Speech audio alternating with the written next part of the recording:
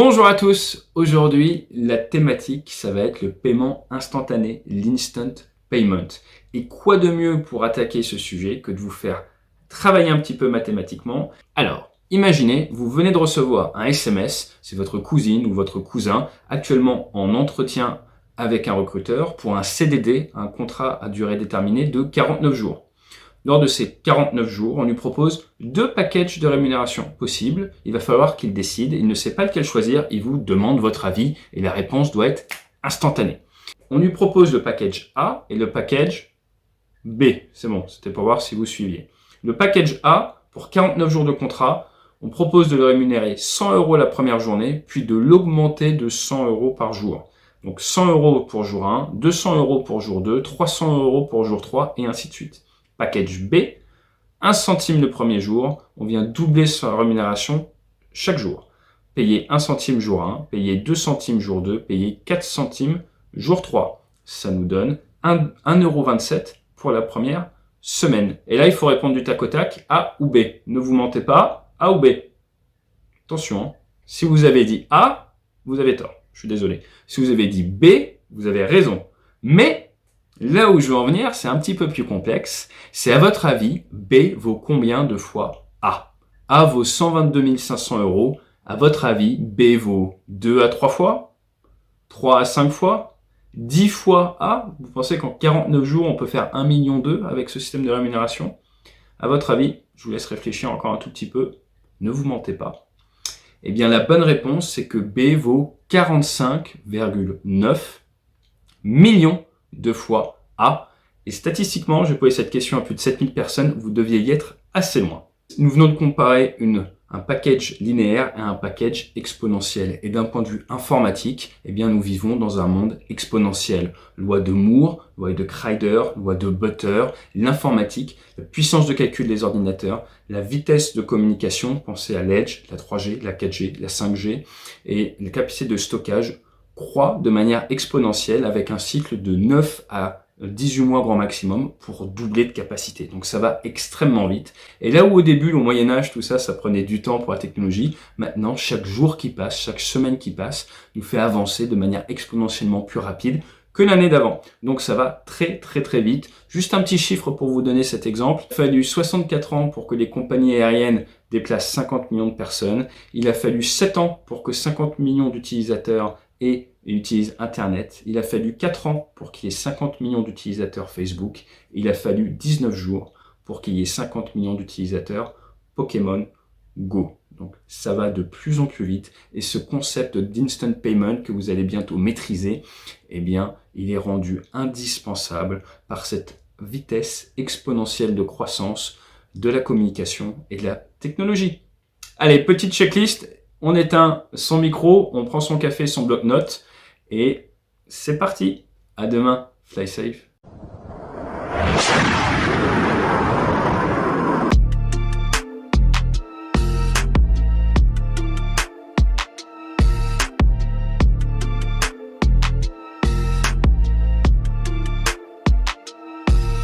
Bonjour à toutes et à tous. Bienvenue pour ce 4e volet de la semaine de l'innovation sur l'utilisation de l'instant payment en période de Covid. Alors tout d'abord, l'instant payment, qu'est-ce que c'est? Il s'agit déjà d'une innovation qui vient du monde du droit et de la communauté européenne. C'est à souligner. C'est la Banque centrale européenne qui a décidé fin 2015 de doter l'Europe d'un nouveau moyen de paiement transfrontalier et instantané. L'instant payment, littéralement traduit par paiement instantané, est un mode de paiement rapide et sécurisé pan-européen. Il permet d'effectuer des virements entre comptes bancaires en quelques secondes et est irrévocable. La transaction donc se fait en temps réel, mais comment l'utiliser? Est-il démocratisé? Comment a-t-il été utilisé en période de Covid? Est-ce que vous l'avez utilisé en tant que métier lié à la fonction du crédit? Nos 4 experts tenteront donc de répondre à toutes ces questions. Dans un premier temps, nous aurons Andrea Toussino, directrice études prospectives formation chez Partelia Consulting. C'est un cabinet de conseil spécialisé dans la monétique et dans les moyens de paiement. Andrea nous fera un petit rappel historique de l'instant payment et nous présentera un état des lieux de la situation en Europe. Puis nous aurons Hugues Mercier, qui est responsable marketing, produits, paiement et back-office pour la société Arkea. Hugues abordera la mise en pratique système via les outils de télétransmission qui s'intègrent en API.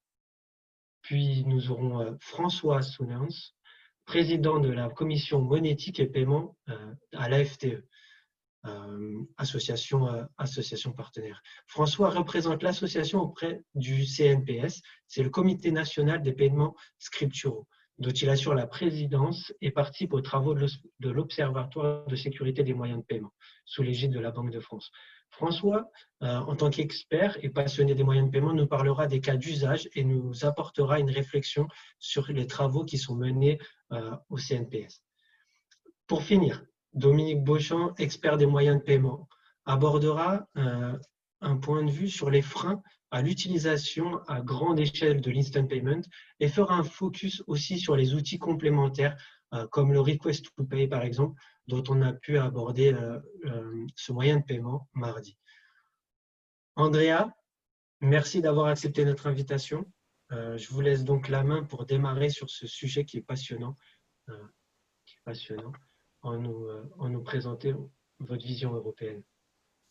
Merci Florian pour cette introduction et merci à l'association pour son invitation sur cette thématique fortement d'actualité, donc l'Instant Payment. Donc ce que je souhaiterais dans un premier temps, c'est peut-être rappeler la genèse de cette innovation, puisqu'il est important de recontextualiser la problématique au regard des innovations qui ont déjà caractérisé l'écosystème européen des paiements. Donc comme vous l'avez dit en introduction, la particularité de l'Instant Payment, c'est que c'est une innovation qui est née d'une volonté institutionnelle, donc ce n'est pas une obligation réglementaire, mais c'est vraiment une volonté institutionnelle qui émane de la gouvernance européenne des paiements.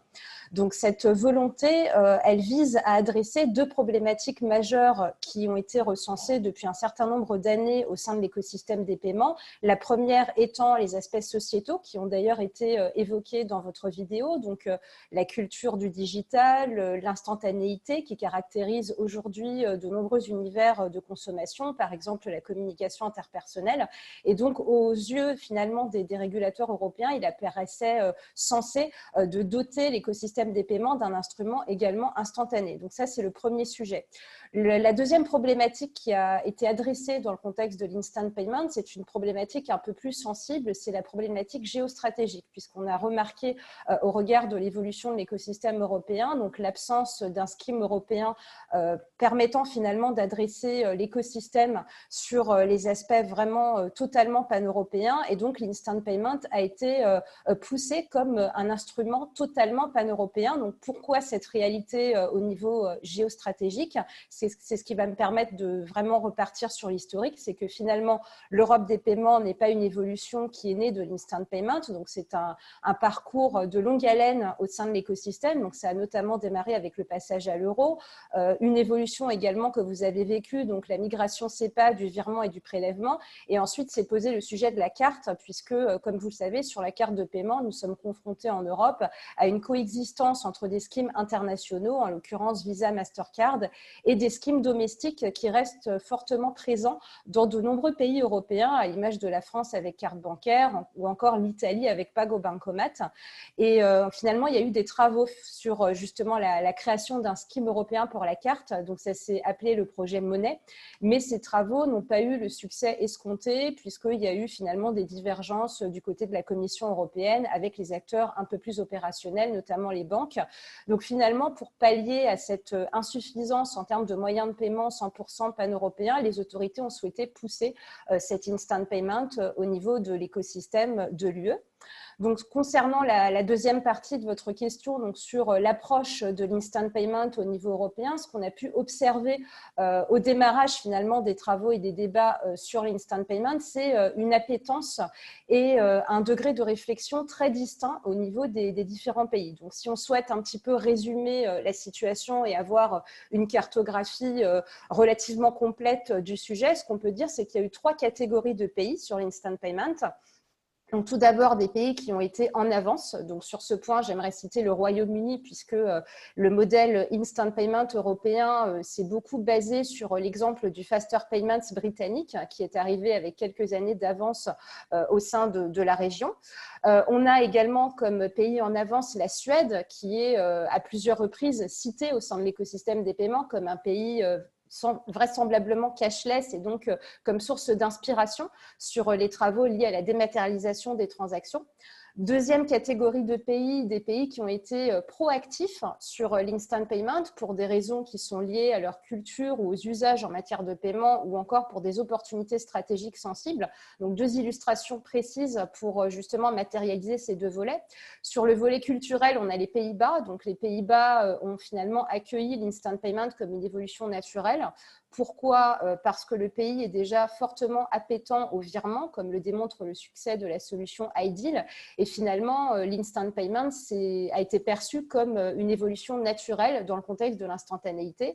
Et sur ce point, la plupart des banques néerlandaises ont misé sur une intégration pure et simple dans les packages bancaires, aussi bien particuliers qu'entreprises, avec un modèle économique essentiellement basé sur la gratuité. Autre pays proactif sur le sujet de l'instant payment pour des raisons un peu plus stratégiques, c'est l'Italie, puisque pour l'écosystème bancaire italien, l'instant payment a été perçu vraisemblablement comme une opportunité pour accélérer l'équipement en moyens de paiement électronique de certains segments de clients, notamment les jeunes ou encore les auto-entrepreneurs, les professionnels en général. Bien évidemment, cette situation s'est heurtée un petit peu à des réalités économiques qui sont propres au pays, puisque concernant le modèle économique qui a été privilégié en Italie, les frais ont été relativement importants puisque l'instant payment pouvait aller jusqu'à 4 €, donc ce qui apparaît un petit peu dissuasif quand on a à côté des moyens de paiement comme le cash qui ont finalement une apparence de gratuité. Et enfin, troisième catégorie de pays que je souhaiterais présenter, donc les pays qu'on pourrait qualifier entre guillemets d'attentistes, qui sont arrivés sur l'instant payment finalement un peu plus tardivement par rapport aux pays que j'ai cités précédemment et où il y a eu finalement beaucoup de débats, de travaux sur la définition de cas d'usage, sur la définition de modèles économiques et où finalement l'évolution n'apparaissait pas comme quelque chose de naturel ou de spontané. Et sur ce point, j'aimerais citer deux pays. Donc tout d'abord la France, donc le pays qui nous caractérise, puisque c'est vrai qu'en France, à la différence d'autres pays européens, on a eu une approche relativement concurrentielle de l'instant payment, puisque chaque entité financière a développé sa propre stratégie. La première banque à s'être positionnée sur le sujet est d'ailleurs la banque Natixis, donc du groupe BPCE. Les autres banques ont suivi dans ce domaine. Et en fait, ce qui a caractérisé en partie les débats sur l'instant payment dans l'Hexagone, c'est tout d'abord quel cas d'usage définir dans un écosystème où finalement on a une forte utilisation de la carte de paiement, aussi bien sur les transactions de proximité qu'à distance et un taux de satisfaction qui avoisine les 90% sur ce moyen de paiement. Donc il y a vraiment eu un sujet par rapport à la coexistence entre ces deux instruments. Et le deuxième pays qui pourrait être qualifié d'attentiste sur la partie instant payment est le Portugal, avec une problématique similaire, mais au regard de spécificités nationales qui sont propres à ce pays. Donc la problématique au Portugal ne portait pas forcément sur la carte, mais plus sur l'utilisation des distributeurs automatiques de billets qui offrent une proposition pléthorique de services qui va du retrait classique d'argent jusqu'au paiement des impôts, paiement des factures d'électricité. Donc, il est vrai que sur ces cas d'usage, l'instant payment apparaissait peut-être comme moins naturel. Mais il y a eu un gros travail en fait, de la Banque du Portugal en termes d'information et de pédagogie pour pousser cette innovation avec, par exemple, des tutoriels vidéo. Et en fait, la communication a surtout été axée sur, finalement, les jeunes générations comme un outil digital répondant aux demandes des millennials. Et finalement, c'est ce qui a contribué à démocratiser l'instant payment dans le pays. Et il y a eu une nouvelle étape, en fait, dans le déploiement de cet instrument. C'est d'ailleurs pour ça que je vous en parle, parce que je pense que vous êtes tout à fait concernés. C'est finalement le côté proactif des trésoriers d'entreprise, de structures, par exemple, comme Altis, qui ont au sein de leur forum, donc l'équivalent du Comité national des paiements scripturaux, mais version portugaise, ont contribué à pousser finalement le sujet au niveau de l'écosystème des paiements national et la stratégie a évolué puisqu'on est passé d'une approche attentiste à une approche un peu plus proactive. Et sur le plan stratégique du forum 2020-2022, la stratégie du Portugal est vraiment d'axer l'instant payment sur le même modèle que les Pays-Bas, donc évolution naturelle avec fort déploiement.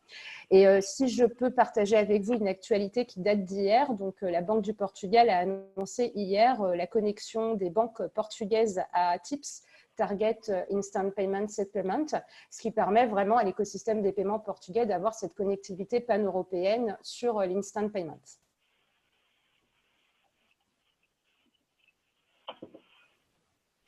Merci Andrea. Merci Andrea. Si vous avez des questions, n'hésitez pas à les mettre dans le chat. Andrea ainsi que Hugues, François et Dominique y répondront à la fin. Ok. Merci. Merci Andrea. Hugues, souhaitez-vous rebondir? Oui, bonjour.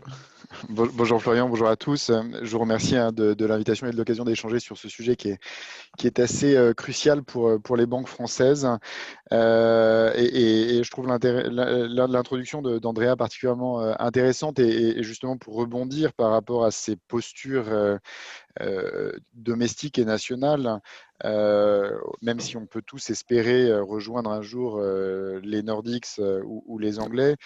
Quand on voit deux pays proches culturellement comme la France et la Belgique, aujourd'hui, si on prend les pics belges et les pics français à date, sur une journée, les Belges font 4,6 fois plus d'opérations que les Français. Alors qu'on pourrait imaginer qu'ils sont très proches. On a des visions différentes sur la mise en marché du produit par les banques. Qui ont, dans certains cas, cherché à rentabiliser leurs investissements. Oui, dans d'autres cas, on considérait que l'instant payment était la nouvelle commodité et que ça deviendrait à terme un standard de marché au même titre que le SCT. Alors, c'est la posture et le pari qu'on a fait chez Arkea. Quand on regarde les évolutions réglementaires récentes, c'était rappelé dans le chat, depuis le 1er juillet, le plafond est passé à 100 000 euros en plafond maximum d'opération, passant de 15 à 100 000. Nous, on a fait le choix de suivre, par exemple, dès le début, ce plafond. On voit peu d'opérations passer à date sur ce type de montant. On est peu de banques à échanger à ce niveau de montant. Pour autant, il y a une appétence forte des clients et on voit se poindre un début de cannibalisation de certains produits bancaires traditionnels. Je pense notamment à un produit que vous connaissez bien, je pense, vu la population de l'audience, c'est les VSOT. On a carrément, nous, des clients qui vont taguer des IP en notant dans le champ de l'opération VSOT. Et ils en font plusieurs de 100 000 jusqu'au montant désiré. Donc on les voit contourner entre guillemets ce qui est mis à leur disposition. Alors c'est le but, hein, nous on est clairement dans cette philosophie-là, contourner les montants pour essayer de reproduire des usages qu'ils connaissent et sur d'autres, en utilisant l'IP par rapport à d'autres produits qui répondent à des besoins, qui répondent à un besoin beaucoup plus pertinent, beaucoup plus immédiat. On mentionnait le cross-border, Andrea mentionnait le raccordement du Portugal à TIPS. Nous, on avait fait le choix de se raccorder effectivement de la même manière à RT1 et donc ça permet de faire de l'échange d'instant payment au niveau européen dans la zone CEPA. Et ce qui est très important, et je pense à souligner pour rebondir sur ce qui a été dit sur la notion d'impulsion réglementaire de l'IP, qui est beaucoup plus contraint que CEPA, tout en restant optionnel, c'est la notion de cross-border au même tarif qu'un IP domestique. C'est-à-dire que dès le départ, le régulateur impose, en donnant une deadline d'atteignabilité au niveau européen et un niveau de prix pour se placer dans une logique qui vise à stimuler les échanges et à en faire, de ce point de vue, un nouveau standard, très clairement. Pour aller là-dessus, nous, notre stratégie, ça a été d'exposer ce service totalement gratuitement pour les particuliers en considérant que c'était une nouvelle commodité et un tarif simple et facilement compréhensible pour les entreprises en le plafonnant à 1 euro.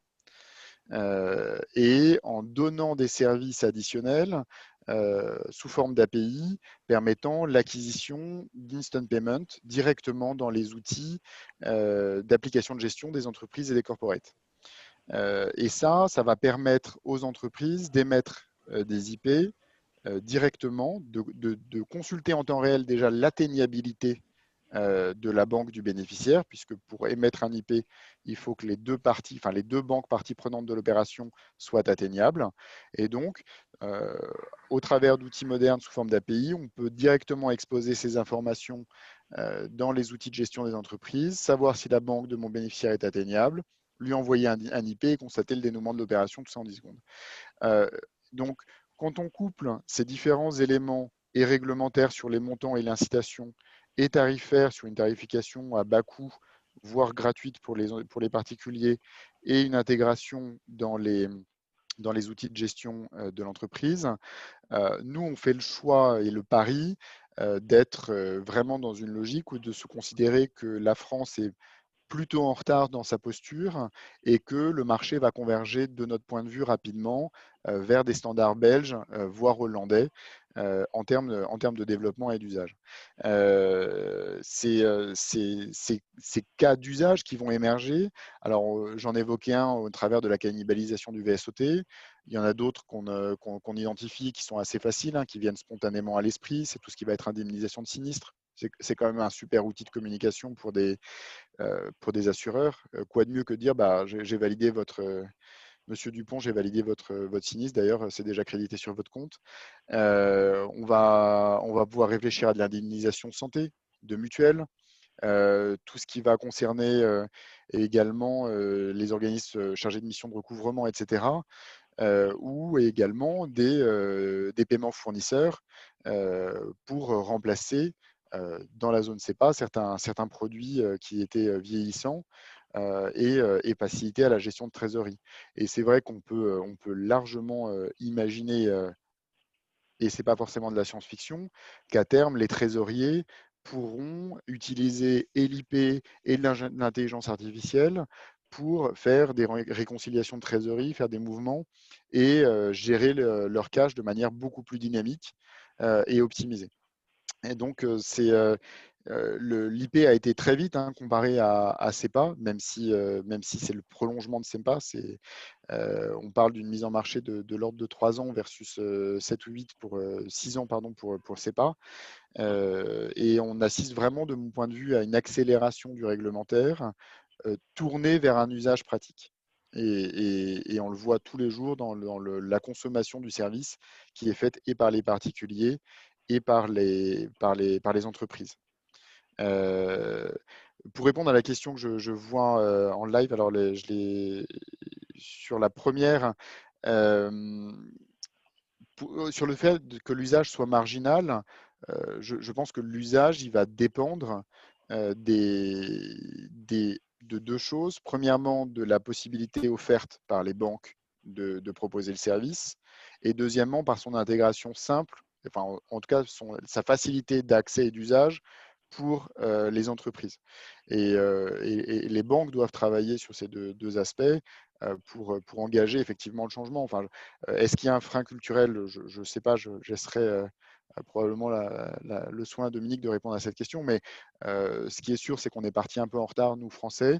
Est-ce que c'est culturel ou pas? Je ne sais pas, mais nous, banquiers, avons un rôle à jouer et dans la tarification et dans l'usage pour permettre de favoriser l'utilisation.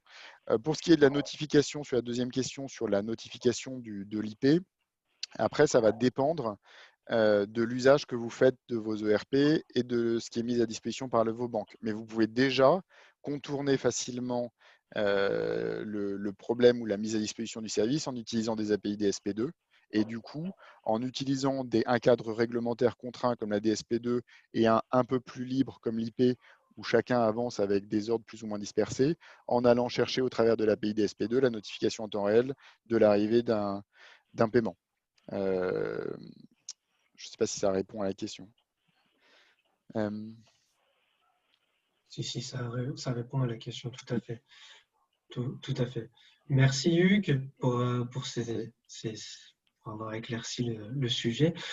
Comment nos amis trésoriers de la FTE, François, abordent le sujet et quels sont les cas d'usage chez nos amis trésoriers? Eh bien, bonjour à toutes et à tous, et je suis ravi de faire d'être parmi vous aujourd'hui à l'occasion de ma première intervention auprès de la FDCC. Donc, je suis effectivement vice-président du CNPS et non pas président du CNPS, car la présidence est assurée par Madame Nathalie Aufovre, qui est la directrice générale de la stabilité financière à la Banque de France. Et j'assure la vice-présidence en représentant en fait la demande, qui regroupe effectivement d'autres associations professionnelles, dont les associations de consommateurs, le MEDEF et d'autres.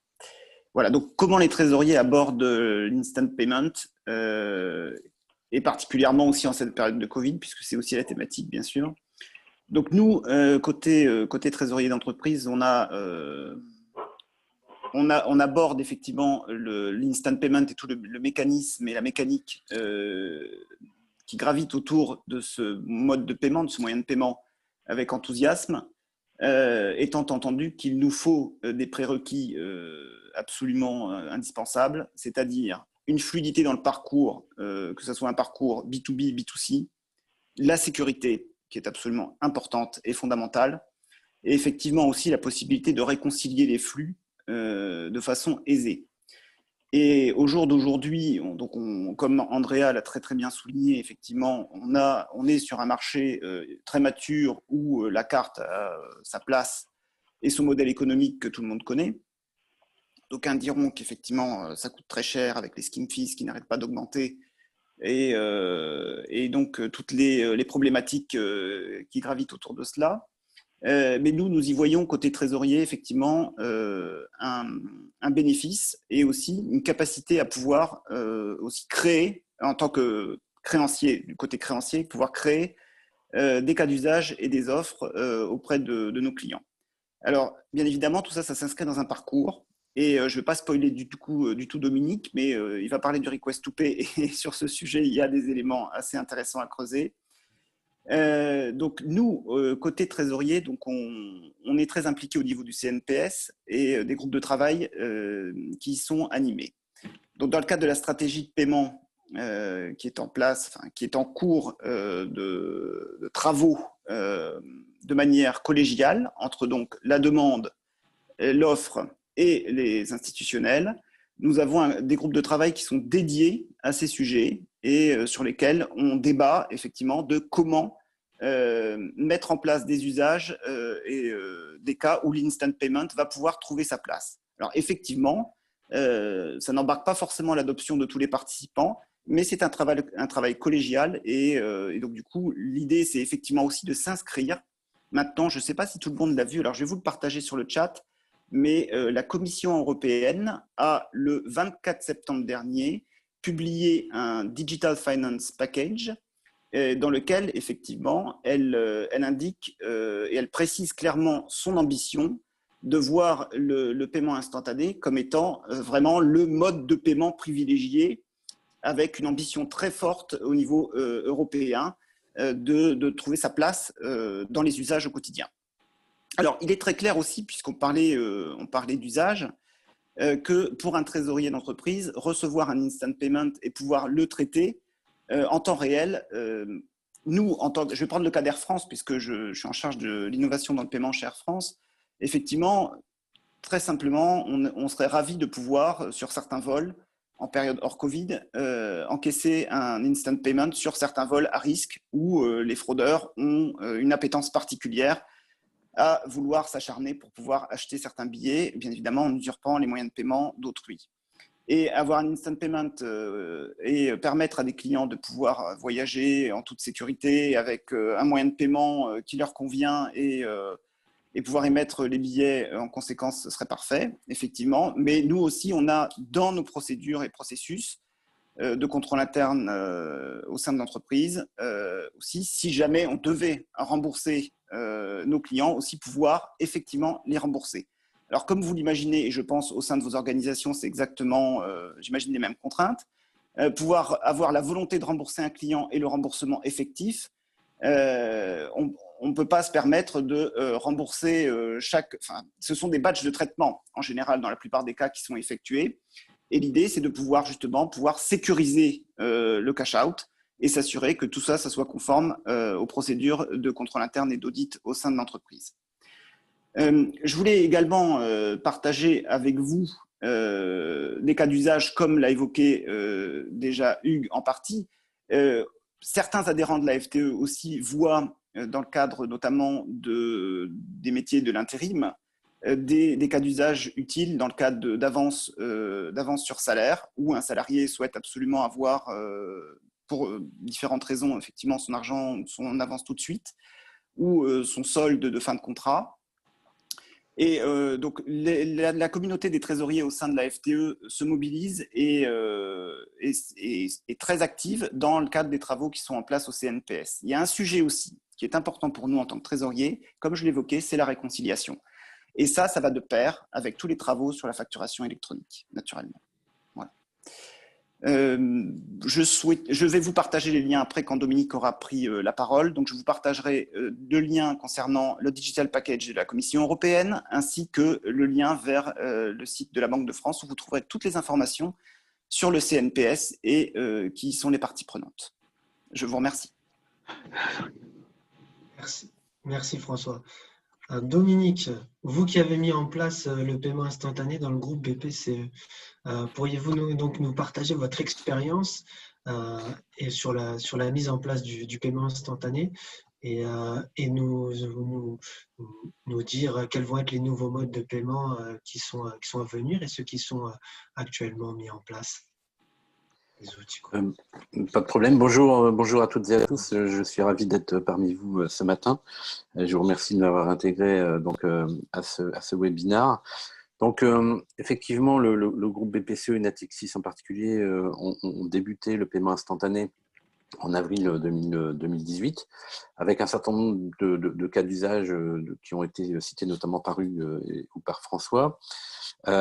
Et en fait, assez rapidement, on s'est rendu compte que la montée en charge serait progressive, compte tenu d'un certain nombre de freins qui pouvaient exister en 2018, dont certains ont été levés depuis, mais pour lesquels il en reste encore quelques-uns. Donc, je vais essayer de vous décrire quels sont ces freins et ensuite, par ricochet, de vous présenter, en fait, au-delà du paiement instantané, quels sont les outils qui sont à disposition ou qui le seront pour permettre d'en diversifier l'usage et de l'augmenter. Alors déjà, un premier élément, c'est le paiement instantané est un des premiers moyens de paiement universels, c'est-à-dire qu'il concerne à la fois des particuliers, des consommateurs, des entreprises, des commerçants, des e-commerçants, des administrations, des associations, tous les acteurs de l'économie. Et ça, en fait, c'est un avantage, mais ça peut être également un inconvénient quelque part dans l'appréhension des modalités de paiement instantané, puisque on voit bien, je vous cite juste un exemple, lorsque un particulier envoie de l'argent à un autre particulier, ça répond à un certain usage. Lorsque ce même particulier va payer un commerçant, par exemple, ça répond à un deuxième usage, avec des solutions qui peuvent être différentes et aussi des tarifications qui peuvent être différentes. Et donc cette universalité, en fait, à la base, elle n'a pas trouvé forcément encore aujourd'hui une universalité dans les méthodes et dans les usages et dans les outils mis à disposition. Ce qui peut également apparaître comme un frein, en tout cas au début, c'est la complexité, puisque pour faire un paiement instantané, en tout cas au début, il fallait l'IBAN du bénéficiaire. Et donc, saisir un IBAN dans une banque mobile, ça peut être compliqué. Alors, pour les particuliers, il a été mis en œuvre la capacité de pouvoir payer un autre particulier en utilisant le numéro de téléphone du bénéficiaire, ce qui a un peu levé la complexité. Ensuite, pour les entreprises, aujourd'hui, donc Hugues le précisait, c'est-à-dire qu'il va y avoir, ou il y a déjà des modalités un peu innovantes de pouvoir adresser à sa banque des paiements instantanés. Aujourd'hui, lorsque vous adressez donc à votre établissement bancaire des paiements, vous le faites probablement via des protocoles IBIX avec des fichiers. Et aujourd'hui, c'est un peu complexe de pouvoir positionner dans un fichier qui va être traité en batch des paiements instantanés. Donc la réponse, effectivement, ça peut être l'APIisation et le fait de pouvoir appeler une API pour envoyer des ordres unitaires à la banque. Un autre frein qui peut exister, c'est donc le plafond. Alors pour les particuliers, c'est pas un problème. Il a été positionné à 100 000 euros en juillet. Il peut encore poser un certain nombre de problèmes et Hugues l'évoquait en début de présentation, où il y a des acteurs qui font plusieurs paiements de 100 000 euros pour aboutir à un règlement d'un montant plus important. Et également dans la problématique de diversification et de montée en puissance du paiement instantané, il y a l'outil qu'on va mettre entre les mains de l'utilisateur pour qu'il puisse émettre un paiement instantané. Et donc, je vais y revenir après dans les outils qui vont voir le jour prochainement. Mais en fait, c'est une des problématiques liées au fait de pouvoir décupler l'usage. Et dans ce contexte-là, lorsqu'on évoque le particulier, donc le tarif de l'opération, parce que même si Hugues a évoqué que pour Arkea, le paiement instantané était comme un utility, il y a un certain nombre d'établissements bancaires qui le facturent et qui le facturent relativement cher, et donc ça peut être aussi un frein à l'utilisation. Et puis il y a également un autre sujet qui est la concurrence entre la monétique et le paiement instantané, et notamment par rapport à l'incitation du particulier pour qu'il utilise le paiement instantané plutôt que sa carte bancaire, dans la mesure où le paiement instantané va surtout intéresser le commerçant qui va percevoir les fonds. Et donc l'incitation du particulier, alors Arkea également, Hugues pourra le confirmer, mis en œuvre des assurances pour les personnes qui utilisent le paiement instantané ou imaginer le paiement instantané à débit différé pour en favoriser l'usage. Mais aujourd'hui, ce n'est pas quelque chose qui est complètement ouvert et devenu commun à l'ensemble des propositions des établissements bancaires.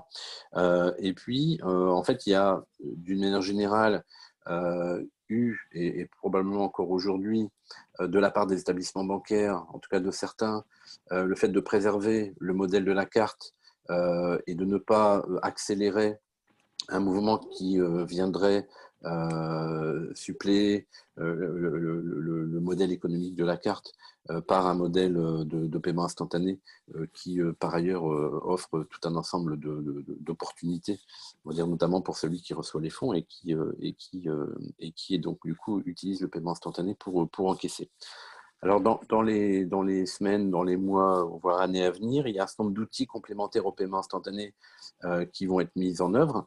Donc, il y a l'initiation de paiement qui a été un tout petit peu abordée et donc qui est une modalité permise par la mise en œuvre de la DSP2 qui permettra aux entreprises donc de pouvoir bénéficier d'un outil d'encaissement complémentaire en initiant un paiement sur le compte du payeur pour qu'il puisse payer l'entreprise ou le commerçant. Donc ça offre plusieurs avantages.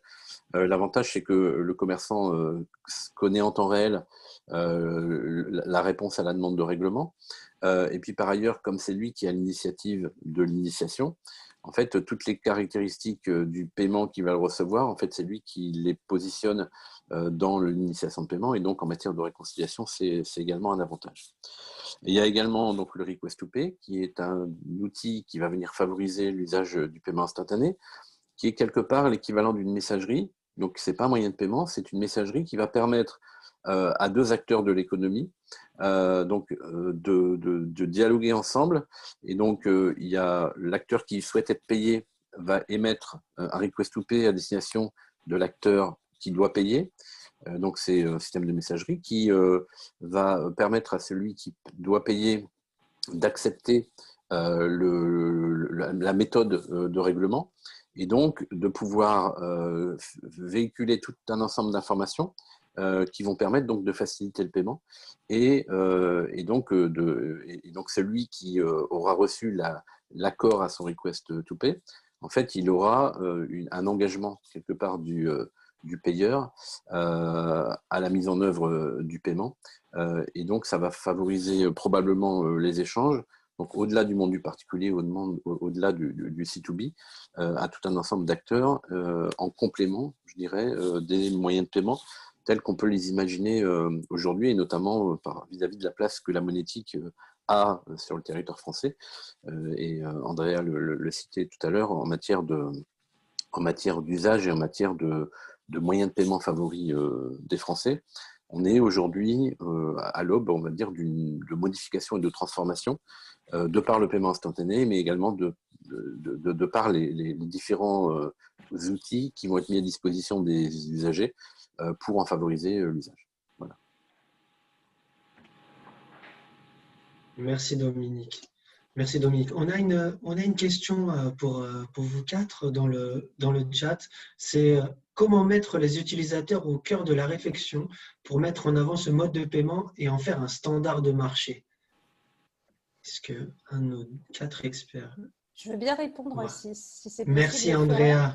Oui, en fait, c'est vrai qu'il y a une vraie question sur l'instant payment comme sur l'évolution des instruments digitaux, c'est la question de l'information et de la communication et la nécessité d'accompagner, que ce soit les clients particuliers, mais aussi les entreprises, dans ces évolutions vers des usages un peu plus digitaux. Donc, pour ce qui est de l'instant payment, on a vu certains pays en Europe justement prendre en considération cette problématique et développer de réelles stratégies de place en termes d'information et de communication. Donc, c'est par exemple le cas du Portugal que je vous citais précédemment, puisque dans la feuille de route, en fait, le plan d'action stratégique 2020-2022 du Forum, donc l'équivalent du CNPS, on a l'information et la communication en priorité numéro 1.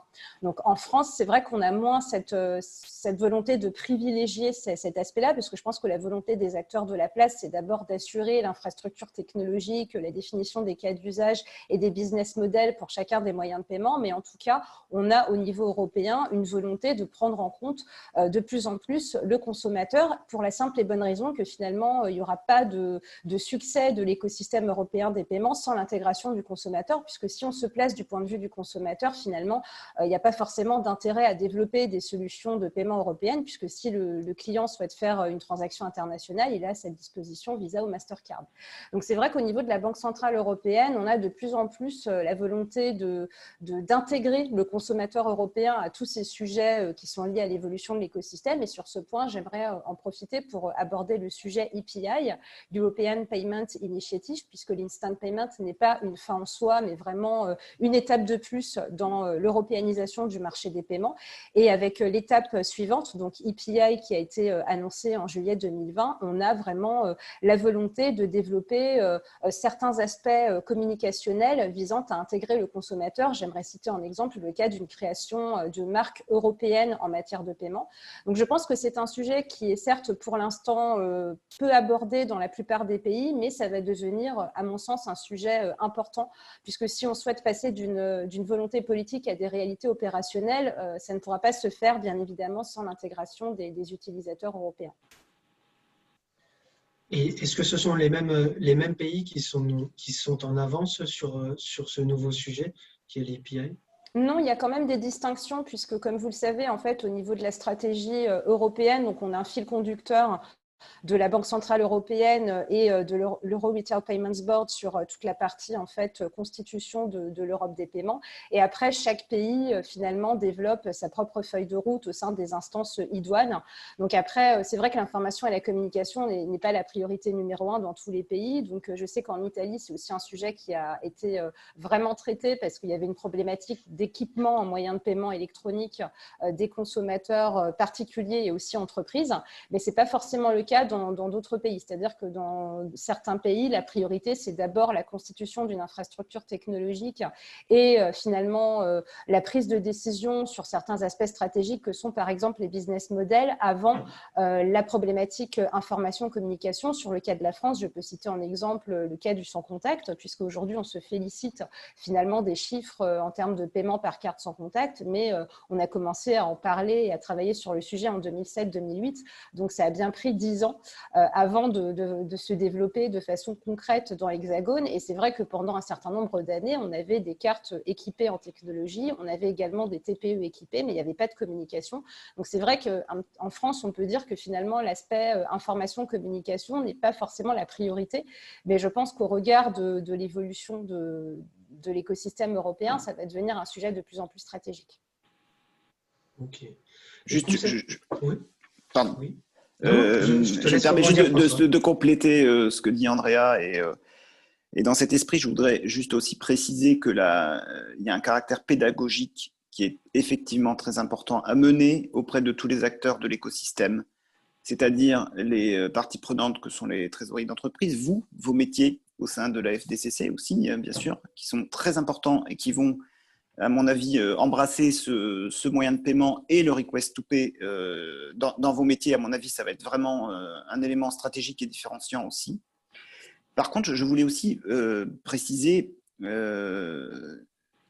une expérience aussi que nous avons vécue, nous, au sein de notre groupe, et je fais référence en cela à la maturité du marché anglais quant à l'instantanéité dans le paiement et aussi l'initiation de paiement.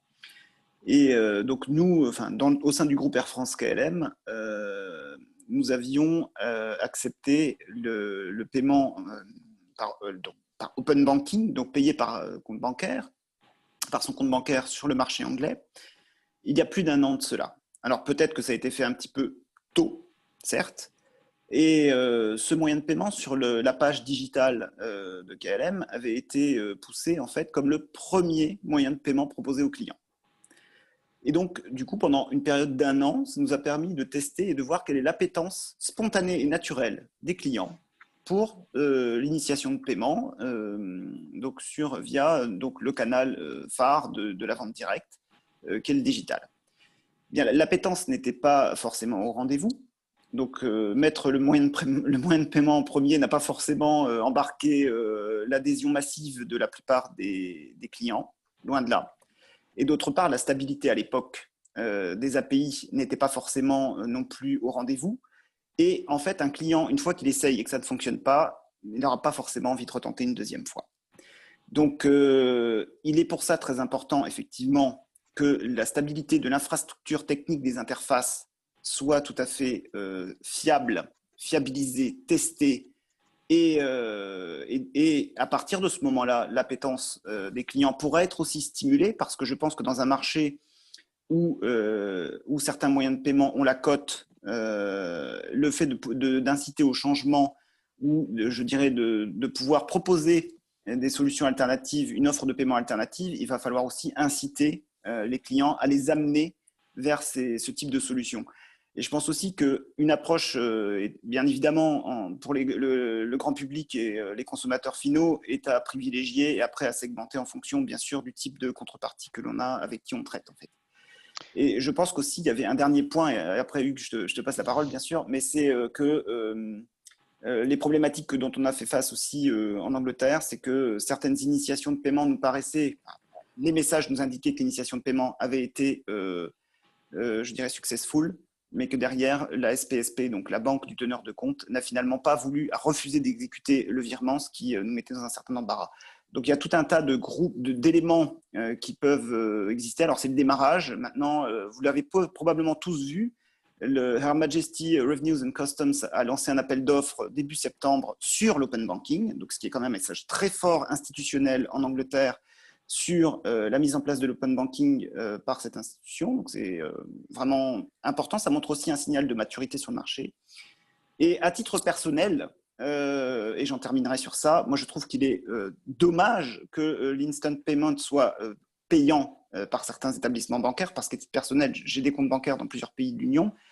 Et quand par exemple en Belgique, pour reprendre l'exemple de tout à l'heure, je fais un virement de mon compte belge vers mon compte français, je l'ai tout de suite en quelques secondes un dimanche. Par contre, si je veux faire l'inverse, je suis obligé de payer et je trouve ça très dommage. Et là, je n'ai pas du tout envie de payer pour ça. Voilà. Voilà, Hugues, je te passe la parole et je coupe mon micro. Oui, juste pour compléter les deux réponses précédentes, on voit au travers des réponses d'Andrea et de François, on a deux notions qui s'affrontent, mais qui sont constitutives de la réponse. On a l'open banking et l'expérience utilisateur, et de ce point de vue-là, si je fais le parallèle avec l'introduction, on est sur des temps qui sont beaucoup plus courts quand on réfléchit à la mise en œuvre de l'IP versus SEPA. Les délais sont divisés par 2 ou 3. Alors, chaque acteur bancaire va jouer individuellement pour essayer de proposer des solutions et de favoriser la convergence des moyens de paiement. Ce n'est pas un hasard si Arkea a proposé à ses clients particuliers de porter toutes leurs assurances de carte sur leurs virements et leurs virements instantanés. C'est-à-dire que si j'achète un billet d'avion chez Air France, je suis couvert avec ma Platinum, ma Gold, ma World Elite, au même titre que si j'avais payé avec une carte. Et on voit bien quand on catégorise tous les moyens de paiement, et notamment sur l'aérien, qui est quand même un assez bon exemple de gros montants et gros besoins d'assurance, c'est un des facteurs qui favorise la montée en gamme de la carte.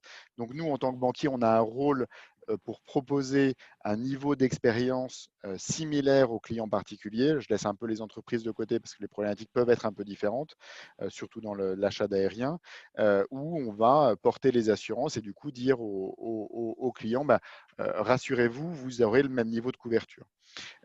Donc ça, c'est pour l'usage, et ça, c'est de mon point de vue de la responsabilité des banquiers. Le mettre en œuvre, c'est une chose, le communiquer aux clients, c'en est une autre. On n'est pas forcément les meilleurs banquiers pour communiquer ce type de sujet aux clients. Je pense qu'on a beaucoup à faire et on a collectivement à s'améliorer. Sur le sujet de l'open banking et de la communication liée à ça, on doit être proactif en tant que banquier, institution financière. Néanmoins, il y a des choses qui vont se passer, elles se passeront assez vite et je pense qu'elles deviendront des standards de marché, qu'on les ait vus venir ou pas. En tout cas, c'est ma conviction. Et du coup, il faudra être assez souple pour rebondir et les intégrer. Du coup, comme un standard, si par exemple la notification de l'IP qui aujourd'hui n'est pas couvert d'un point de vue réglementaire par la DSP2, par exemple, devient un standard de marché et que les entreprises y voient une valeur, concrètement, ce ne sera pas forcément très compliqué à mettre en œuvre et je pense que toutes les banques le proposeraient assez vite. La question, c'est qui dégainera le premier. On voit des mouvements de fonds chez les intermédiaires entre les banques entreprises et les banques, je pense notamment aux ERP, des sociétés de ce type qui vont intégrer ou des API DSP2 ou faire développer des API privatives ou se greffer dessus pour proposer en agrégation quelque part, pas au sens agrégation au sens DSP2, mais au sens application d'agrégation multibancaire, des expériences relativement similaires et ils influeront sur le marché, je pense. Donc, je ne sais pas trop de quoi demain sera fait, mais je pense que demain est assez proche. Merci Hugues. Est-ce que vous voulez en rajouter, rebondir sur cette question? Sinon, on a une question dans le chat concernant la fraude et au niveau de la sécurité. Qu'est-ce qui est mis en place? Et si je fais l'objet d'une fraude, est-ce que c'est terminé pour moi? Alors, je vais peut-être prendre le premier niveau de réponse. La fraude, elle existe et elle a toujours existé. Elle est la plus commune et une des plus douloureuses. C'est la fraude au président que vous connaissez probablement très bien. Et malheureusement, que ce soit de l'IP ou du SCT ou une opération SWIFT, ça ne changera pas grand-chose. Donc, les entreprises, elles ont évidemment un rôle dans le premier niveau de gestion de cette fraude et de mitigation de cette fraude, et les banques également. C'est un secret pour personne que toutes les banques travaillent à des réflexions sur de la mise en place de patterns pour essayer de déterminer des comportements anormaux ou suspects et du coup avoir une gestion de la fraude dynamique et intelligente. Mais là-dessus, elle est à la main de chaque établissement parce qu'elle est considérée comme étant un risque propre. Après, il y a des outils mis en place, mis à disposition par des schemes notamment, qui vont permettre de travailler sur des notions de mule, sur des notions de traçabilité complète de bout en bout des flux, parce que la banque, elle n'a que la vision de ce qui rentre et ce qui sort, mais pas la vision globale de la fraude. Donc c'est un sujet, j'allais dire, multi-acteurs, qui soit entreprise, banque ou système d'échange. Ok. Ça me fait rebondir. Est-ce qu'il faut, chez nos amis trésoriers, mettre en place une nouvelle piste d'audit, une nouvelle piste d'audit concernant l'envoi de ces virements, ou les procédures actuelles sont largement suffisantes? Alors, sur ce côté-là, moi, je voulais juste faire un petit clin d'œil en fait par rapport à ce qui s'est fait au UK encore une fois, et notamment la confirmation of payee. Donc, le marché anglais en fait a fait face à une recrudescence de la fraude notamment sur justement le fait que le payeur n'était pas en mesure de pouvoir s'assurer que le bénéficiaire du paiement était bien celui qu'il prétendait être. Et du coup, le marché anglais a fait face à un certain nombre de fraudes volume, en montant assez important. Et donc, il y a ce service qui a été mis en place de confirmation of pay, c'est-à-dire que celui qui paye a la possibilité de s'assurer que celui qui reçoit les fonds est bien celui qu'il prétend être. Et je pense que ce type nous, en tant que trésorerie d'entreprise, nous avons tout intérêt aussi à regarder d'un œil très vigilant sur ce qui se passe et inspirant aussi d'une certaine manière sur ce qui se passe sur le marché anglais. Et je pense que effectivement, le retour d'expérience, puisqu'ils ont de l'avance sur nous, hein, c'est indéniable sur ce sujet, je pense qu'effectivement, il va falloir qu'on travaille sur ça. Il y avait juste un point que je voulais préciser aussi, c'est le chèque. Le chèque, vous l'avez tous vu dans le rapport de l'OSMP. Donc, le chèque est le moyen de paiement le plus fraudé. Et je pense que… Mais c'est celui en plus grosse perte. Eh oui, en perte de vitesse, en perte de tout. Donc, c'est un effet de ciseau logique hein, qui le fait remonter à la surface en termes de moyen de paiement à risque. Et je pense qu'avec les nouveaux usages et notamment le request to pay, comme Dominique l'a introduit tout à l'heure, et merci pour le relais sur le chat de request to pay, je pense qu'effectivement, dans la capacité des banques et des établissements à se réinventer, comme Hugues l'a dit tout à l'heure, en fait, c'est ça, c'est la capacité de se réinventer et de proposer des nouveaux services, aussi avec les TPP qui interviennent dans la chaîne de paiement, de pouvoir offrir aux différentes parties prenantes différentes offres, de pouvoir payer de manière différente et de façon sécurisée. Donc je pense que oui, les trésoriers et la FTE a aussi une commission SI et lutte contre la fraude sur lesquels effectivement on travaille sur ces sujets parce que c'est absolument clé. Voilà. Merci François.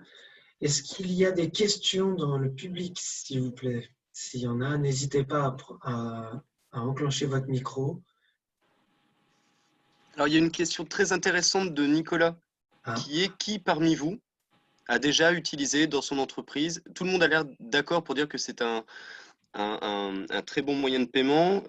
J'ai rappelé juste une statistique dans la dernière enquête AFDCC sur les comportements de paiement qu'on fait maintenant depuis 18 ans. L'année dernière, 93% des sondés répondaient ne pas utiliser l'instant payment et pour une raison de coût. Coût, mauvaise communication de la banque, pas assez d'informations, alors que tout le monde voit que c'est quand même l'avenir. Donc, est-ce que certains d'entre vous veulent ouvrir leur micro? Ne me faites pas mentir.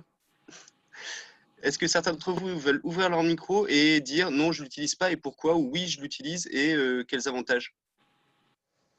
Oui, et je rajouterais 2019, ça remonte à quand même plus d'1 an maintenant. Oui, surtout que les choses ont quand même été vraiment bouleversées depuis 2019. Et la grande différence, je pense, principalement, c'est qu'en tant qu'usager, pour faire des virements assez proches, moi j'en ai fait plusieurs dans l'année, j'en faisais pas en 2019, je pense que je ne suis pas le seul. Et donc j'imagine qu'il y a quand même eu quelques petites témoignages ou volonté parmi nos adhérents de le faire en termes de recouvrement ou pas. Et d'ailleurs, ce sera intéressant d'avoir le retour. Mais aujourd'hui, en tant que particulier, vous l'avez fait. Donc en tant que professionnel, je pense que vous y pensez ou vous l'avez peut-être envisagé. Alors, très intéressant dans le forum. Alors, si A 2400, 20 2400 veut bien ouvrir son micro et prendre la parole, je laisse 5 secondes, sinon je poserai la remarque. Oui, allez-y. Salut Mathieu, c'est Isabelle. Oui, salut Isabelle. Ouais. Donc, comme je t'ai expliqué, pour avoir posé la question à notre banque, on m'a dit que ce dispositif n'existait pas pour mon activité, en l'occurrence, l'activité adressée aux entreprises. Elle n'ouvrait ce service qu'aux particuliers. D'accord, donc on t'entend de très très loin, mais je vais traduire.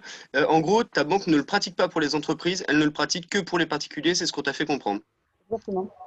Les intervenants, est-ce que vous voulez réagir à ça? Est-ce que c'est légal déjà? Et quelle peut être la raison de la banque pour afficher ce type de communication? Alors, sur la légalité, oui. Il n'y a pas de débat. puisque c'est un scheme optionnel et on choisit à qui on le propose et comment et par quel canal. Par contre, alors je connais pas la banque et ça ne me regarde pas, je pense que beaucoup d'établissements bancaires ont été confrontés à un double dilemme sur le instant payment, qui est que ce n'est pas que un sujet de flux et de moyens de paiement, c'est aussi un sujet de tenue de solde et de tenue de compte, puisqu'il faut que la tenue de compte soit à temps réel, puisqu'il faut que le crédit soit porté sur le compte comptablement en 10 secondes. Et les banques françaises avaient des disparités par rapport à ça. Ça, c'est la première raison. Et la deuxième raison, c'est que toute nouveauté, les banquiers sont en général relativement adverses au risque et préfèrent privilégier la stabilité de leur système d'information face à un risque de volume qui les mettrait en danger. Donc je pense que ça peut expliquer techniquement le passage en 2 temps par certains établissements. Peut-être pour compléter, en fait, pour bien connaître un grand groupe bancaire français qui propose le paiement instantané que à sa clientèle de particuliers, en fait, la clientèle de particuliers par banque mobile, et en fait, la problématique, ce sont les canaux qui sont les canaux d'acquisition pour les banques des flux des entreprises. Et c'est vrai que la banque mobile offrait des enjeux digitaux accessibles plus facilement, on va dire, que de faire évoluer la relation EDI-IBIX ou de mettre en œuvre des nouveaux canaux d'acquisition pour ce moyen de paiement. Je pense que les choses vont évoluer et que prochainement, le monde de l'entreprise aura accès à tout un ensemble de canaux. Aujourd'hui, pour un certain nombre d'établissements bancaires, ce n'est pas encore le cas, effectivement. Ça fait partie de nos travaux pour 2021 de travailler effectivement activement sur ces sujets. Et encore une fois, je vous invite à lire le document que je vous ai envoyé, enfin le lien que je vous ai envoyé vers la Digital Package Finance de la Commission européenne, parce que la volonté d'aller vers de l'instantanéité dans le paiement est réellement là, et avec une ambition forte. Donc, de toute façon, nous prenons le sujet à bras-le-corps. Voilà. Merci beaucoup. Merci aussi Isabelle. Est-ce que quelqu'un d'autre veut témoigner? Est-ce que témoigner au moins sur... Est-ce que vos banques sont venues vers vous pour vous en parler? Est-ce que vous avez été vers votre banque pour demander des informations? Quelle a été la relation?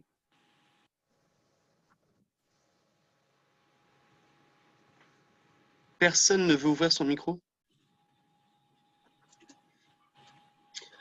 Ça peut être intéressant aussi d'avoir, si vous couvrez d'autres marchés européens, bien sûr, d'avoir une vision aussi transfrontalière, j'allais dire, si vos partenaires bancaires de France ou d'ailleurs sont venus vous proposer ces services, et ce serait intéressant effectivement d'avoir votre retour. Merci. Propose en attendant les retours. Et je trouve nos credit managers assez timides aujourd'hui, donc je les invite vraiment à partager. C'est le moment. Instant Payment, normalement, ça devrait devenir un standard de marché. Et en tant que credit manager, quand on veut recouvrer une créance assez rapidement, enfin, il n'y a pas d'autre meilleur moyen aujourd'hui, même si ça peut avoir un frais d'1 ou 2 euros. Mais quand vous avez une créance de 100 000, 30 000, qu'est-ce qu'un euro par rapport à un risque d'impayé ou de faillite d'un client? La question, j'en ai eu quelques-unes, parce que quand on avait échangé, Florian et moi, avec Andrea, François, Hugues et Dominique, on avait vu que certains pays avaient une place unique pour gérer tous les instant payments et d'autres faisaient des connecteurs entre banques un par un, on va dire. Chaque banque allait voir d'autres banques pour faire des connecteurs pour gérer les instant payments et d'autres avaient un système de place unique. Qu'est-ce qu'il en est aujourd'hui en France? Quelle, à mon avis, quelle serait pour vous la meilleure solution?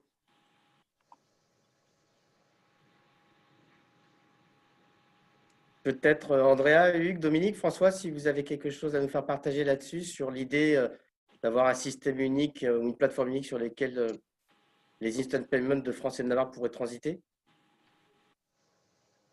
Et pas du coup, je fais un flop. Je peux commencer la réponse. En fait, aujourd'hui en France, il y a, en fait, pour échanger un paiement instantané entre deux établissements bancaires, donc majoritairement c'est la STET qui est utilisée, la STET qui est à l'origine la chambre de compensation française permettant d'échanger des paiements SEPA, auxquels sont venus s'ajouter donc deux moyens de compensation complémentaires qui sont RT1, qui est un système de compensation de l'ABE qui permet donc d'échanger entre Français, mais également d'échanger avec des établissements européens. Et puis TIPS, qui est le système donc, de la Banque Centrale Européenne, qui a été mis en œuvre pour faciliter les échanges de paiements instantanés européens, auxquels certains établissements français sont connectés. Donc aujourd'hui, je dirais qu'en fait, il n'y a pas réellement d'échanges bilatéraux entre établissements bancaires. Tous les échanges de paiements instantanés passent par un organisme de compensation, majoritairement la STET en France. Après, ce qui peut être bilatéral, c'est l'accord pour échanger, par exemple, des opérations qui seraient supérieures à 100 000 euros et qui pourraient faire en sorte que deux établissements se mettent d'accord pour pouvoir les échanger. Mais aujourd'hui, en fait, tous les paiements instantanés transitent par un organisme de compensation français. Alors, certes, en Europe, il y en a plusieurs, puisque en fait, il y a certains pays, enfin, l'Italie, l'Espagne, ont leur propre système de compensation. Donc, on peut imaginer qu'à l'échelle européenne, il y a trop de systèmes de compensation nationaux, domestiques, et qu'un jour, il y aura une concentration. En tout cas, aujourd'hui, et notamment depuis 2018, avec la mise en œuvre, même 2017, de la mise en œuvre du paiement instantané, chaque communauté nationale, en fait, a réalisé des investissements pour pouvoir échanger de manière domestique les paiements instantanés.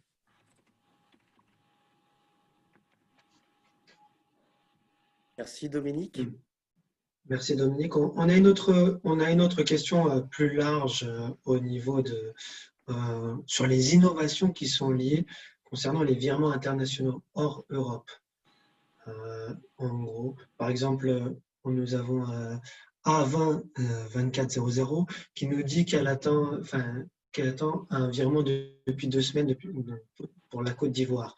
Moi, si je prends par exemple, je vais rebondir sur cette question parce qu'il m'arrive d'avoir des conteneurs qui sont au port et qui donc la location est payante et ça me coûte pas mal de frais. Et est-ce qu'il existe aujourd'hui des virements un système instantané peut-être, ou plus court pour pouvoir réceptionner ces règlements et pour pouvoir libérer cette cargaison qui attend? C'est exactement l'objet de ma question. Donc, je suis là avec la VEM 24, je ne sais plus, 00, en l'occurrence Isabelle. Isabelle, oui. Voilà. La même que tout à l'heure, et c'est exactement la problématique que j'ai actuellement. Alors, si vous le souhaitez, je peux apporter des éléments sur cette question. Donc, ce qu'on peut dire sur l'instant payment à l'échelle internationale, c'est que, bon, certes, il y a une volonté, comme vous l'avez compris, d'harmonisation européenne et de créer finalement et de doper cet instant payment européen. Néanmoins, l'instant payment est également une réalité dans d'autres régions du monde. On a par exemple le Brésil qui s'est positionné sur ce sujet-là avec un lancement imminent de l'instant payment, donc la solution Pix dans le pays qui verra le jour de façon très concrète le 16 novembre, donc dans un mois exactement. On a aussi un autre pays qui s'est positionné sur ce sujet-là, c'est le Kenya avec la solution Pesalink. Donc, on voit finalement qu'il y a des solutions similaires qui émergent au niveau de l'instant payment. Et il y a un autre élément qui est aussi à prendre en compte, c'est qu'on pressent en fait quand on analyse cet écosystème des paiements sous l'angle de la globalisation, qu'en fait finalement l'instant payment européen ne sera qu'une étape vers un instant payment plus global. 2 illustrations sur ce sujet-là. Donc, le fait que Swift travaille sur l'instant payment à l'échelle globalisée. Et le deuxième élément de réponse, c'est finalement la stratégie de la Banque Centrale Européenne qui indique finalement que le cross-border est l'étape à venir au niveau de la constitution de l'Europe des paiements et que la volonté des acteurs institutionnels, c'est vraiment d'exporter le modèle européen dans d'autres régions du monde. Donc, en fait, on sent bien qu'il y a la volonté d'évoluer vers un instant payment globalisé. Maintenant, comme vous l'imaginez, c'est vrai que si on voit des différences en termes de rythme d'adoption en Europe, si on envisage la problématique à l'échelle globale, évidemment, ça va prendre du temps parce que chaque région a ses propres spécificités et c'est quelque chose qui doit être mis en œuvre, je pense, sur le moyen long terme, mais en tout cas, c'est un des plans d'action des institutions. Je rejoins tout à fait Andrea, effectivement, sur les initiatives de Swift, notamment GPI, qui répondront pour tout ou partie à la question et qu'il va falloir suivre avec attention. Hein. Il y a eu notamment en début d'année un virement qui est arrivé en quelques minutes de mémoire c'était d'Australie ou de Nouvelle-Zélande et qui est arrivé en Autriche. Je pense que Andrea a l'exemple en tête, elle me corrigera si mes pays sont pas tout à fait bons, mais qui est arrivé en quelques minutes en transitant sur 2 schemes quasiment en temps réel. Donc l'interconnexion, elle n'est pas totalement avérée et elle est en marche, mais je pense qu'on la verra arriver à relativement court terme.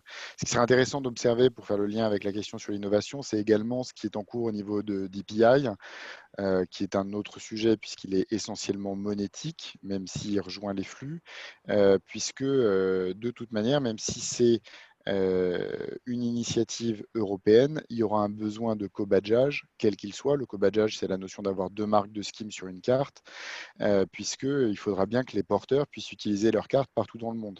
Même si 96 à 98% de leurs paiements seront dans la zone CEPA, il en restera qui auront lieu à l'étranger, en Europe, en Amérique, etc. Donc, cette interconnexion et ce co-badgeage, il faudra voir comment il se traduit. On voit aussi que les scheme cartes, je pense notamment à Mastercard, sont assez agressifs sur les flux et proposent notamment, depuis qu'ils ont racheté Vocalink, ils proposent des offres autour de ces sujets convergents. Donc je pense qu'on verra ça arriver à relativement brève échéance. Et est-ce que vous pensez que c'est le plafond de 100 000 euros et va être rédhibitoire si on passe en cross-border, si on devient… Pour moi, c'est une étape. Enfin, on le voit dans d'autres pays, le plafond de 100 000, il a déjà, je crois qu'en Hollande, il n'y a plus de limite. Je parle sous le contrôle d'Andrea, mais pour moi, il n'y a plus de limite en Hollande. Oui.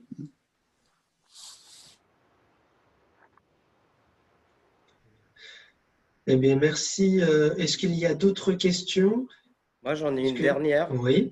Parce que quand j'ai regardé, j'ai vu que l'objectif fixé en France, avant qu'on lance vraiment l'Instant Payment, c'était d'atteindre 10 millions de transactions par jour d'ici 2024.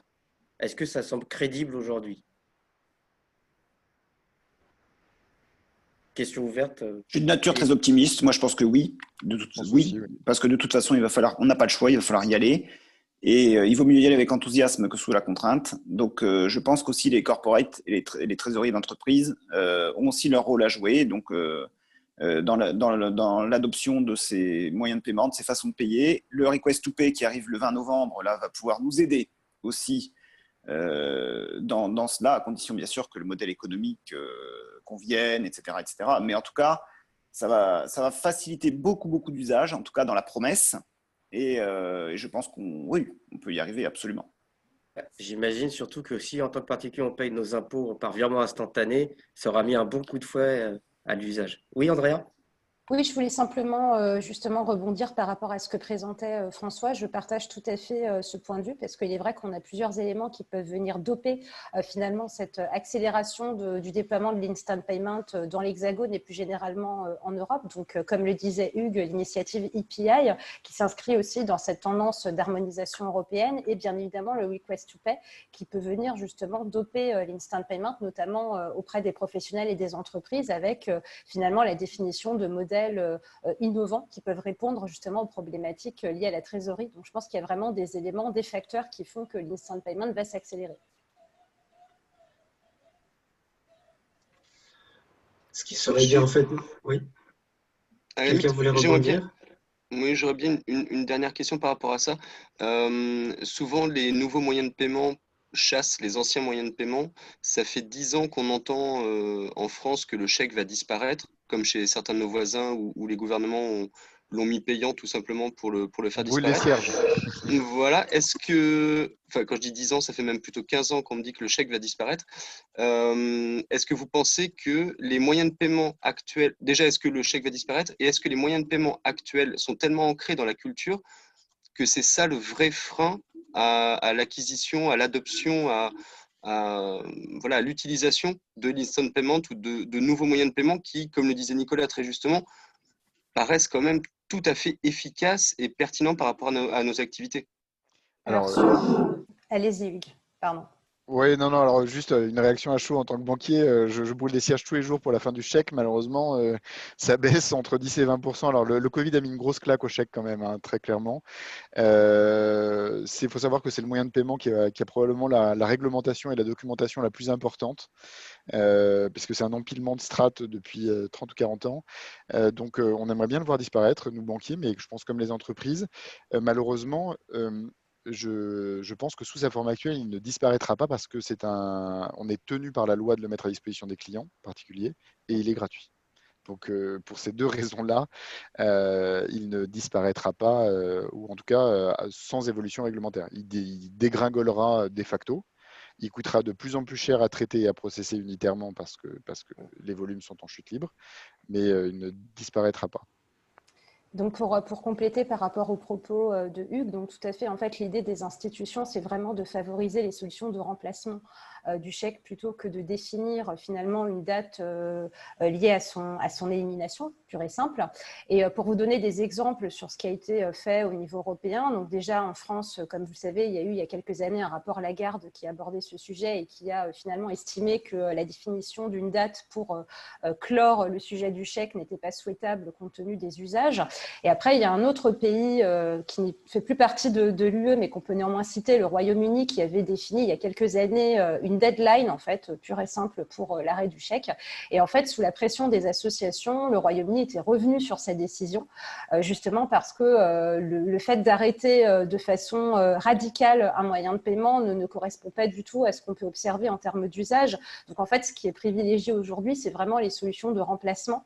Et après, on peut aussi apporter des éléments de contexte par rapport à la période que nous vivons actuellement, donc la crise sanitaire liée au Covid-19 qui peut aussi apparaître comme un accélérateur de la dématérialisation du paiement et qui peut aussi être un facteur justement décisif dans cette transformation des usages, puisque c'est vrai que, comme vous l'avez cité dans votre question, donc, quand on se réfère à l'histoire des moyens de paiement, on remarque qu'il y a beaucoup d'initiatives du marché, mais les usages, les habitudes sont très compliquées à faire évoluer. Et donc, dans cette période, c'est vrai qu'on a un rôle, enfin, il y a une étape décisive qui se joue actuellement en termes d'accélération de la dématérialisation du paiement. Après, ça va être bien évidemment la coïncidence entre différents facteurs, donc des prises de position institutionnelles, des points de vue stratégiques et aussi l'intégration finalement des utilisateurs finaux et des entreprises aussi, enfin tous les acteurs connexes, pour favoriser justement cet accompagnement en termes de transformation des usages. Juste un petit mot de mon côté, côté FTE, effectivement. Donc, je voulais juste préciser aussi à l'auditoire que l'OSMP, donc l'Observatoire de la sécurité des moyens de paiement, a aussi depuis déjà plus d'un an mis en place un groupe de travail dédié au chèque et qui regroupe les différentes parties prenantes donc intéressées à ce sujet pour travailler sur effectivement comment améliorer la sécurisation du chèque, etc. et essayer de maîtriser ou d'identifier les leviers qui permettent de réduire la fraude. Sachant qu'effectivement, la sphère publique, donc le ministère de l'Intérieur, y participe, etc. etc. Et aussi, comme le disait Hugues, et je voulais en profiter aussi pour le préciser, la filière chèque n'est pas une filière d'avenir du tout, d'un point de vue ressources humaines, non plus au sein des banques, hein, donc ça c'est très clair. Donc du coup, ça va devenir un moyen de paiement, effectivement, qui va devenir de plus en plus fragilisé. Alors il y a quelques fintech startups qui proposent des solutions de chèques dématérialisés, etc., pour essayer d'essayer de contenir un peu ces problématiques de fraude. Mais en tout cas, de notre côté, on a la FTE, on a donc une référente adhérente qui est référente pour toutes les problématiques de chèques et qui prend le sujet à bras-le-corps et qui fédère les adhérents autour de ce sujet. Donc, si jamais les adhérents de la FDCC souhaiteraient une passerelle pour échanger sur ce sujet, c'est avec grand plaisir. Voilà. Je ne sais pas, Dominique, tu voulais peut-être dire quelque chose sur le chèque ? Bon, je n'ai pas grand-chose à ajouter hein, sur le sujet. Ça fait effectivement de nombreuses années qu'on en parle. Et effectivement, enfin, je pense que le paiement instantané et puis toute la digitalisation peut avoir un effet significatif sur le chèque et aussi sur le cash, puisqu'on n'a pas beaucoup parlé du cash, mais le cash est également un sujet. Mais effectivement, c'est assez long à évoluer. Et il y a un point aussi qui est, encore une fois, dans la stratégie européenne, c'est le point de l'inclusion. qui est important, et aussi de pouvoir offrir aux personnes âgées ou aux personnes souffrant de handicap ou de toute autre problématique que ces personnes puissent aussi avoir accès à des moyens de paiement simples. Et je pense que ça, c'est un point important qui convient de souligner aussi et qui fait aussi que le chèque continue d'une certaine manière d'avoir sa place dans l'écosystème. Voilà. Je rebondis sur la remarque de Georges sur le fait qu'en Belgique, les chèques ont été arrêtés. Est-ce que, Georges, vous voudriez nous partager votre expérience en la matière? Et j'ai aussi ensuite Karim qui posait une question concernant pourquoi les effets de commerce sont-ils toujours utilisés? Georges, vous voulez nous partager les éléments? Votre micro, voilà, est ouvert. Est ouvert. Écoutez, moi, je dirais que le chèque en Belgique est quasiment inexistant depuis plus de 20 ans. J'ai travaillé chez Zegafredo Zanetti France à l'époque, j'étais le directeur financier, et donc je me suis aperçu que même chez les particuliers, ils n'ont plus de chéquier. Ils n'ont que la carte bleue et ils font des virements, essentiellement. Okay. C'est un constat que, je veux dire, ça date de plus de 20 ans. Hein. Georges, je suis tout à fait d'accord. Bon, j'ai la double nationalité, je suis belge aussi, et effectivement, donc en Belgique, on fait comme ce que décrivait Andrea tout à l'heure. Effectivement, c'était aussi une pratique assez courante d'aller au distributeur et de régler ses factures d'énergie ou autres. Et effectivement, le chèque n'avait pas sa place, il est complètement disparu, c'est clair. Tout à fait. C'est une volonté gouvernementale aussi. Ouais. C'est ce que je voulais juste en précision en 2 secondes. En Belgique, si ma mémoire est bonne, c'est que le gouvernement a agi et a fait payer les chèques ou quelque chose comme ça, non? Oui, si je peux donner un commentaire, comme je suis belge, c'est simplement que lorsqu'on est passé à l'euro, il y avait beaucoup d'utilisation de ce qu'on appelait les eurochèques, c'est-à-dire que ces chèques étaient garantis jusqu'à un certain montant, et dès qu'on est passé à l'euro, les banques ont considéré que plus aucun chèque n'avait de garantie, et donc ils sont tombés dans l'obsolescence. Merci Pierre pour cette précision. Sur la question, à mon avis, sur les lettres de change, est-ce que c'est le même rapport que le chèque sur son utilisation? Est-ce qu'il y a d'autres remarques sur ce sujet? François, votre micro est coupé. Ah. Non, je n'ai pas spécialement de remarques spécifiques sur ce sujet, non. Oh, ok, merci. Est-ce qu'il y a encore des questions dans la salle, des remarques? Ou si Andrea, François, Dominique, Hugues, vous souhaitez partager un dernier élément? Sinon, en tout cas, donc, merci. Moi, je voulais juste préciser une chose, c'est qu'effectivement, comme c'est la première fois que j'interviens auprès de la FDCC, j'en suis encore une fois ravi d'avoir eu l'occasion de pouvoir échanger avec le panel et l'auditoire, bien sûr, mais que comme la passerelle est elle est très présente entre la FDCC et la FTE, qu'on n'hésite pas à échanger si toutefois des questions viennent a posteriori, bien sûr. Moi, je trouve que ça a été un plaisir, en tout cas, de vous avoir, vous quatre, autour de la table. Je pense que c'est unanime, et même on le voit dans le chat. Je tenais à vous remercier. Je pense qu'en fait, il faudrait se revoir dans 1 an pour voir au niveau des innovations ce qu'il en est. Est-ce qu'on a atteint ce seuil minimum avant 2024? Moi, je tiens en tout cas à vous remercier chacun d'entre vous. Merci Andrea, merci Hugues, merci François, merci Dominique. Et je vais donc clôturer ce webinaire et j'ai envie de vous dire à l'année prochaine pour voir les innovations qui sont liées à tous les moyens de paiement. Merci à vous tous. Merci. Oui, merci, au revoir. Merci Andrea, merci Dominique. Merci François. Juste rappelle, demain, il y a une dernière table ronde sur les fintech. J'imagine que dans 1 an, je voulais rebondir là-dessus, qu'on aura beaucoup plus de questions sur l'instant payment ou de témoignages que sur le chèque. Ça m'a assez surpris, vu que c'est peut-être un mode de paiement qui existe après la lettre de change, mais qui n'est pas spécialement innovant par rapport à l'instant payment. Mais j'imagine que on aura d'agréables surprises l'année prochaine là-dessus. S'il y a des questions, j'imagine que tous nos adhérents peuvent revenir vers vous sur LinkedIn ou vos sites particuliers. Nous, on a une adresse. Je rappelle, demain, il y a table ronde sur les fintechs, recouvrement, qui normalement ont proposé le l'Instant Payment à terme.